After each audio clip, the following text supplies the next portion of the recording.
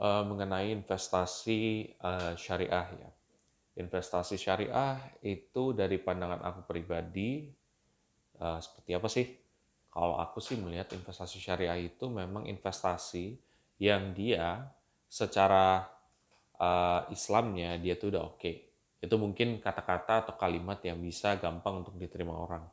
Jadi dia sudah berdasarkan dari DSN MUI atau Dewan Syariah Nasional MUI, dia sudah melihat bahwa investasi ini cukup mengikuti dari kaidah-kaidah syariah dengan tentunya beberapa kebijakan dan toleransi yang ada juga. Nah, itu pada dasar investasi syariah. Kalau buat aku sih, pandangan investasi syariah itu dia adalah investasi yang dimana kamu ketika invest pun kamu tidak perlu khawatir apakah dia riba atau enggak, dia menyalahi aturan atau tidak, apakah gua nyaman gak ya, gua nanti dapat return dari investasi syariah ini gitu, apakah gua eh, melanggar agama atau kayak gimana. Makanya di investasi syariah sendiri tuh biasanya kita ambil spesifiknya adalah investasi reksadana syariah. Itu dia pasti punya pengelola sendiri ya. Pengelola dalam arti begini. Dalam arti adalah orang yang ngawasin. Ngawasinnya itu tidak hanya OJK tapi juga ada Dewan Syariah Nasional ya dari MUI.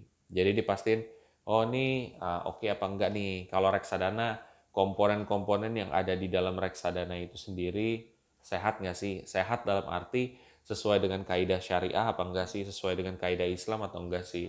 Jadi mungkin buat teman-teman yang mungkin sangat konsen terhadap hal ini udah nggak perlu khawatir.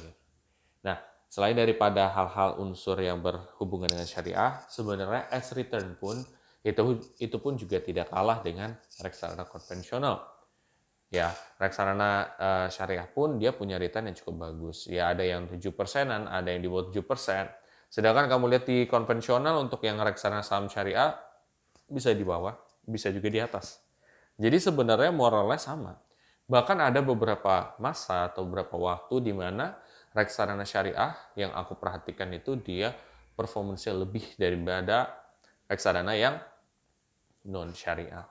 Jadi di sini mudah-mudahan bisa membuat masukan buat teman-teman atau sahabat Jason Armu semua yang menonton sekarang bahwa reksadana syariah ya oke juga kok gitu.